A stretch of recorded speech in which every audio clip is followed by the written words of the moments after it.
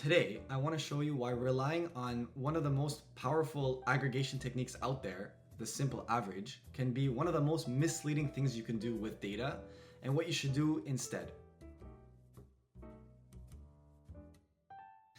There's a really good chance that you've seen some type of statistic this week, either in a meeting at work, or it was in a debate with some of your friends, or it was shared by your ultra left or ultra right cousin on Instagram. And it sounded really convincing, but deep down you knew, okay, there has to be something more to it. In today's world, stats are literally everywhere, so it's extremely important for us to be able to understand which ones are the ones we can trust versus which ones are just gonna mislead us.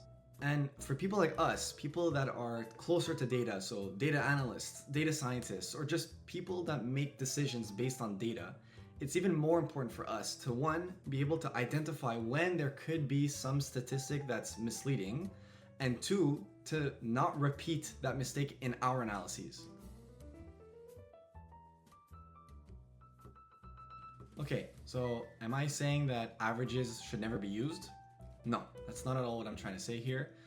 What I'm trying to say is we like things that are easy. There's a reason why we invented a wheel in a circular physical shape versus a square. It's just a lot easier to, let's say, bike with a circle than with a square.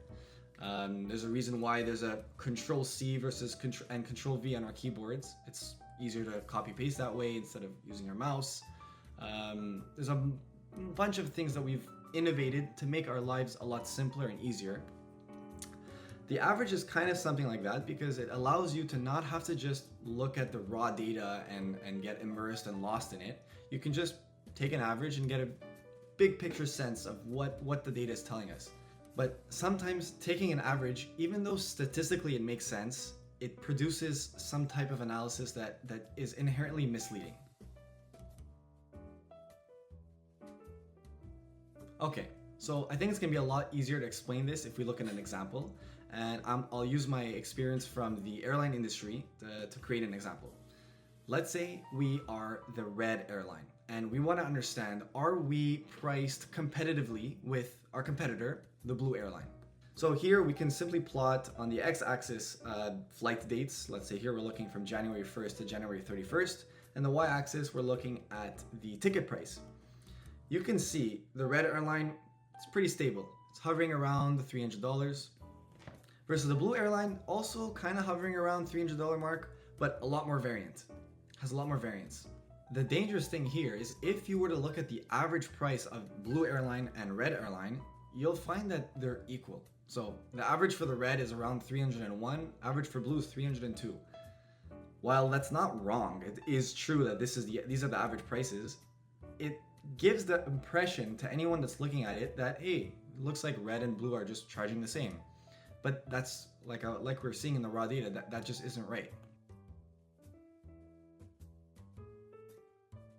So what are we supposed to do? Option one, show the raw data. Like I just showed it was very clear. You can see how red is changing, how blue is changing. You see the different prices. But the problem is, in reality, your data set usually isn't just can't just be shown on a chart. Usually you have, let's say for an airline, you have hundreds of or thousands of different flights, thousands of different routes.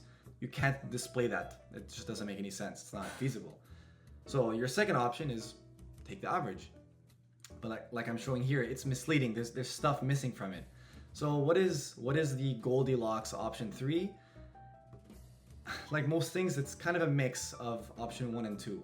What I would say is dive deep into the raw data. Take the time to connect with the data, feel it, understand it. And it sounds a bit dramatic, but it's very important to go through that exploratory phase where you're able to see these outliers or understand like, oh, does seem to be a lot more variance in the blue airline. And once you're able to see that, then it's a bit easier to create averages that are not going to be misleading. Going back to the example at hand, here are 3 types of charts I could show. First one is very simply, let's look at how often is red more expensive than blue and how often is blue more expensive than red. Another thing we can do is let's look at when red was more expensive than blue, how much more expensive was it, and vice versa. And the third one I would show is something that around the variance. So I could look at the standard deviation and plot it to see, hey, blue is clearly has a lot more variance than the red one, and that's pretty well shown with the standard deviation plot.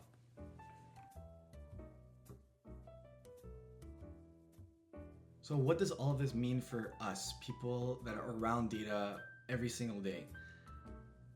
Next time you have something you want to analyze, take the time to dive deep into the raw data. It's so easy to just want to create a report as quickly as you can without taking the time to really understand the data. But once you invest the time to look into it, that's when you start to uncover things that you wouldn't have seen otherwise. And that's really where the interesting value lies.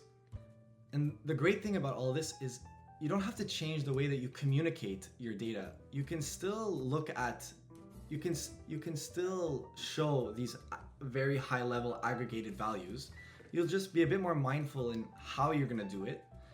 And also, whenever there's someone in the room that might be skeptical about something that's super high level and they're gonna ask like, okay, but what does this data actually mean?